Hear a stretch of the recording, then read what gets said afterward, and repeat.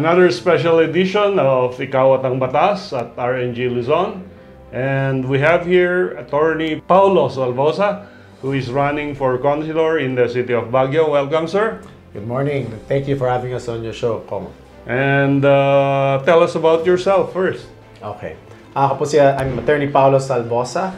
I grew up here in Baguio. I'm the grandson of Attorney Benjamin and Helen Salvosa, yung founders po ng University of the Cordilleras, UC, o dati pong BCF. Nag-aral din po ako dito sa Baguio until nag-law school ako, took the bar, and then nagtrabaho akong abogado sa Malacanang. Naging director at spokesperson sa iba't ibang national government agency tulad ng Governance Commission, Office ni VP Lenny Robredo, and Housing. During that time, naging representative din po tayo ng Philippine government sa USAID Integrity for Investments Initiative Program, and nakapag-aral din po tayo ng libre ng Strategic Management sa Harvard Kennedy School of Government. After government, naging president din ako ng Filipinas Dravo, an architecture and consulting engineering firm. But then in 2023, bumalik kami dito ng wife ko, si Kisha Salvosa, isang Bicolana, and started at UC as a strategic consultant until kinausap ako ni Mayor Benji Magalong to join the Good Governance Alliance, and sumama po tayo to run as a councilor since naniniwala tayo na we need a system that can make more honest and effective leaders and a system na rinig yung boses ng mga tao ng taga Baguio in line with the good governance advocacy. What made you come back to the city? Well, you were born here, no? I grew up here and came back kasi sabi nga nila, there's no place like home.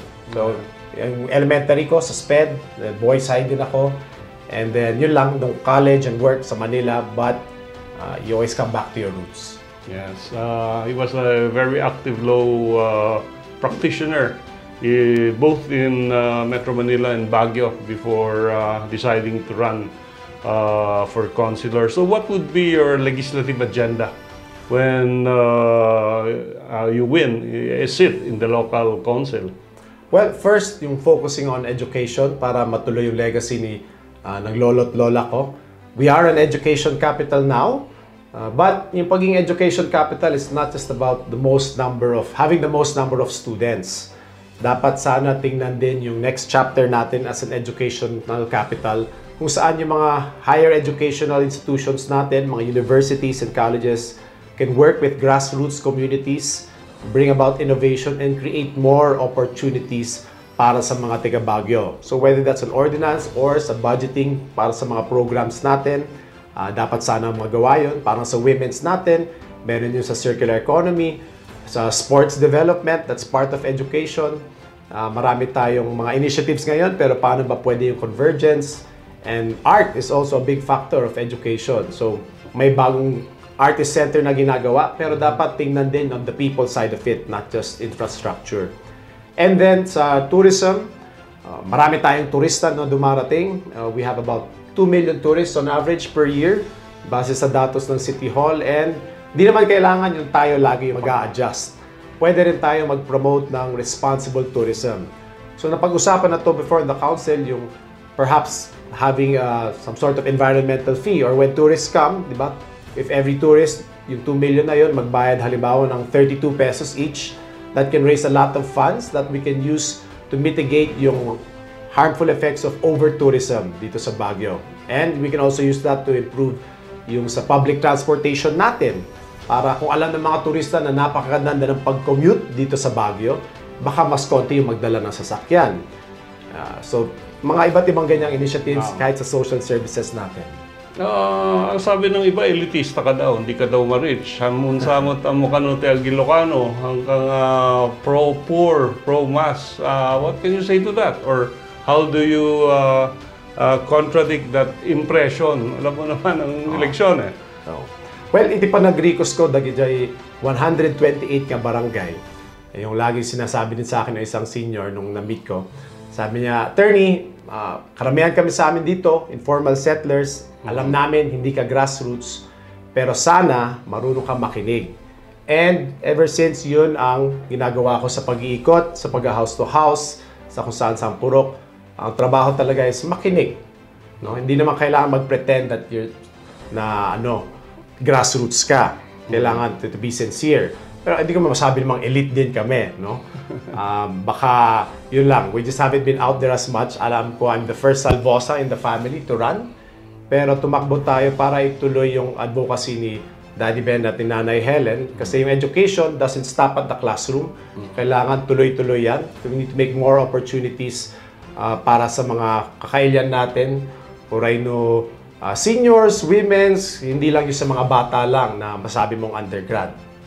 Meron ba tayong assurance na magiging independent ka? Although you belong to a party, although you will belong to a local council which supposed to have unity, will you be independent in your decisions pag ikaw ay naupo bilang konsehal? Yes, actually, independent ako ngayon. Kasama po ako sa Good Governance Alliance with Mayor Benji. Pero kung tingnan niyo po yun, chop suey yung Good Governance Alliance. You have several different political parties. May ilan kaming mga independent candidate. And pinagsama kami dahil iba't ibang pananaw. Yan ang bahagi ng good governance. Hindi pwedeng isang pananaw lang kayo. We bring different backgrounds, different experiences doon. Sa akin, yung main advocacy ko talaga is on education and grassroots empowerment. And nagtatalo kami din doon sa Good Governance Alliance. Pero ang pinagtatalo namin, hindi yung sino yung lalabas na pangalan or sino yung bida pagdating sa news, kundi ano yung best solutions for Baguio. Okay. Market development? Sa market development, matagal na yan aspiration. Sinimulan pa yan dati sa Uniwide. Yun lang, may challenges tayo. Our budget in a year, maybe collections between 3 to 4 billion. But if you want to redevelop the market properly, ano din yun? Aabot ka ng maybe between 3 to 5 billion. Eh yung budget natin na 3 to 4 billion, di mo naman pwede itigil lahat tapos sa market mo lang i-gastos. So yung punto ng PPP, this was before my time, pero it's a source of financing. Maghanap ka ng pera. Sabi ng iba, pwede ka umutang sa bangko. Pero pag umutang ka ng ganyan, milyon-milyong interest din yun, yung babayaran. So, ang challenge natin doon is, una, financing.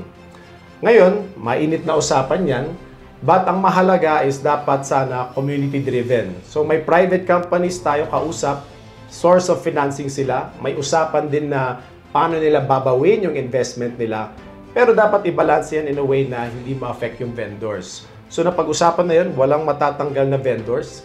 There will be maybe 30% ng retail space allocated to the private proponent kung sino man yung final na manalo after ng Swiss Challenge.